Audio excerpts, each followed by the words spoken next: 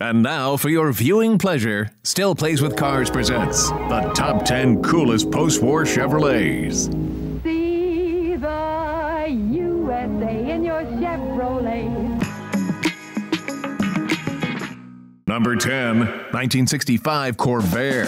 Chevrolet substantially updated their unsafe at any speed Corvair for 1965, and along with upgrades that were more than skin deep, they created a new body so gorgeous that car and drivers David E. Davis cited it as being the most beautiful car to go on sale in this country since before World War II. Along with the new body came a slew of mechanical upgrades that mitigated many of the problems of the 1960 to 1964 cars. Car and Driver magazine claimed it was the best handling car made in America at the time by a mile. Now, granted, that really wasn't saying much, but it was worth noting. Personally, I'm partial to the hardtop coupes, but these were also available as convertibles, or what they called spiders, and four-door hardtops. Number 9, 1994 Impala SS. Chevrolet saved the best for their B-body last when they rolled these out for 1994. The Impala SS had a lowered and beefed up suspension, fatter wheels on unique and handsome alloy rims, four-wheel disc brakes, and was powered by the new for 1994 260 horsepower non-Corvette version of the LT1. Stab it and steer, as we used to say, to the tune of a 0 to 60 in 7.1 seconds. That was blazing fast back then, especially for something weighing north of 2 tons. But this bruiser was as nimble as an NFL lineman, with it putting down 0.86 worth of G's on the skid pad, meanwhile being the badassiest looking four-door sedan, in my opinion, Chevrolet ever sold. Hey, who says GM didn't come out with anything worthwhile after 1972? Well, I do for the most part, but there are, exceptions. Number 8. 1970 Camaro. 1970 brought about the second-generation Chevrolet Camaro that had an all-new body but rode on a somewhat updated chassis the 1967 through 1969 Camaros did. The car shared the same 108-inch long wheelbase. In my opinion, General Motors rushed the first-generation Camaro to market in 1967 to compete with the Ford Mustang, and its styling always appeared incomplete to me. For 1970, with its Ferrari-inspired styling, Chevrolet pulled all the loose ends together of the first-generation Camaro, creating everything and anything Camaro, which is a made-up word, incidentally, would become over the next 50-plus years. Number 7. 1957 Chevrolet Nomad. Well, here we have a 2-in-1 since I have to have a station wagon on this list, and I couldn't possibly leave the Tri-5 Chevys out either. Now, the notion of a station wagon or depot hack was still in its relative infancy in the mid to late 50s. Think of them as the internet in 1995 or so. A great idea, but they weren't quite sure what to do with them or where it would go eventually. Two-door station wagons of whose proportions and design balance I find beguiling are referred to by some as shooting brakes, that term stemming from hunting parties in the 1890s who used open horse-drawn wagons to carry themselves, their guns, and, whatever they shot. A brake is a wagon used to, quote, break horses. Now, the two terms came together to denote a two-door station wagon is anybody's guess. Chevrolets were all new for 1955, and the 57s with their somewhat subdued while simultaneously sky-high tail fins, the penultimate of the breed. Can you have your cake and eat it too? With a 1957 Chevrolet Nomad, you most certainly can. Number 6. 1956 Corvette. Okay, in fairness, I should do a top 10 Corvettes, but as cliched as it may be, I can't not have a Corvette on this list. Model year 1956 brought about the first substantial cosmetic update of the Corvette's fiberglass or plastic fantastic body that debuted in 1953, and there's a hardcore sports car seriousness to the 56s that the 53 to 55 models don't have. Don't get me wrong, they're great-looking cars, but I like the 1956 and subsequently through 1962 models better. They had V8s, went as fast as they looked, and have that air of mystery, a James Dean cool, swagger, or danger about them, if you will, that I think a sports car, particularly one from the 1950s, needs to have to stand the test of time and grow old gracefully. I think the design, timeless. Number 5. 1950 Bel Air.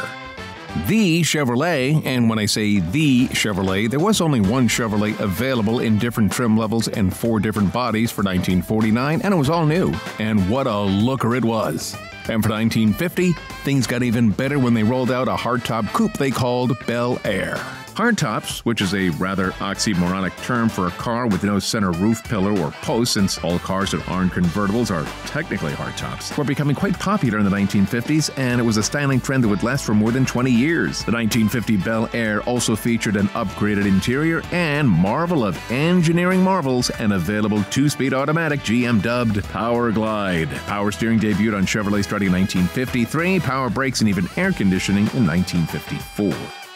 Number 4, 1961 Impala SS409. Another twofer here. This 61 Impala SS409 is not only powered by the legendary 409 cubic inch V8, but it's a bubble top. First, let's talk about the bubble top. Now, bubble tops, which Chevrolet sold only in 1961 and 1962, feature very thin A and C pillars, no center posts or B pillars, and have shapely rear windshields or windscreens that help the entire roofline to resemble a bubble. And although they're gorgeous, they do tend to turn the interior of the cars into greenhouses. Now that engine. The 409 was essentially a board-and-stroke Chevrolet 348, featured special valves and cam, had a stratospheric 11-to-1 compression, and fed with a single 4-barrel carburetor, was rated for 1961 at some 360 gross horsepower. Motor Trend tested one in September of 1961 and clocked it in the quarter mile at 15.3 and 94 miles per hour with factory 336 gears. Not leaving well enough alone? That's why we love Motor Trend. They swapped in a set of 456s and dropped the quarter mile down to just over 14 seconds at 98 miles per hour. In the early days of Camelot, that was fast. Really fast. Yes, please.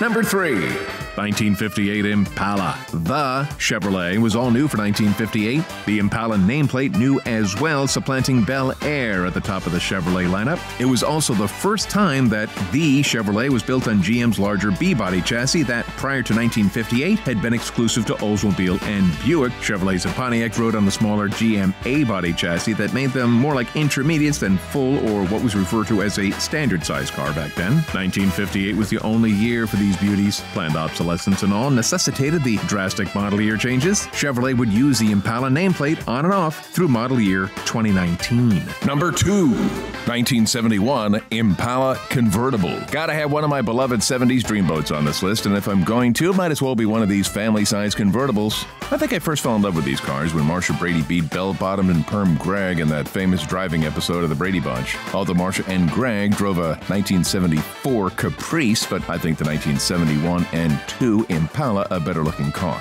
Full-size Chevrolets were all new for 1971, and although they were bigger than ever, depending on who you talk to, they were better-looking than ever too, and I concur. Damn, these things were big. And despite their sheer bulk, I still think they're great-looking cars, top up or down. Chevrolet built their full-size convertible as the Impala in 1971 and 72. They were known as the Caprice in 1973, 74, and 75. Gotta get closer than an inch and a half. I've gotta win. I've gotta beat Marsha. You don't have to say it. This time I folded under pressure. Well, it can happen to anybody. Excuse me, could I say a few words? Somebody around here owes me an egg. Number 1, 1971 Vega. Had you there for a second? Shame these had such bad engines and rusted out like they did. They were actually great-looking little cars, while the pre-safety bumper versions were, and for the time, they could really handle. Anyway, on to the real number 1, 1970 Chevelle SS396 and SS454. Well, you know what they say about cliches. They're cliches for a reason, but much like stereotypes, they are rooted to some degree in reality. And as cliched as it may seem, the 1970 Chevelle, the SS454 in particular, is number 1 on this list for no other reason than because Chevelle was all new for 1968, and with the model year in and model year out slicing and dicing Chevrolet did back then, accidentally or on purpose, they really got it right for 1970. Look at this thing. The 1971 A2s ain't too shabby either, but I much prefer the 4-headlight front end on the 1970s. 1970 was the first year for the 454 and the last year for the 396, and the one and only year an available 454 was rated at some 465 gross horsepower. Well, there you have it, my top 10 coolest post-war Chevrolets. Feel free to comment below, like, and subscribe.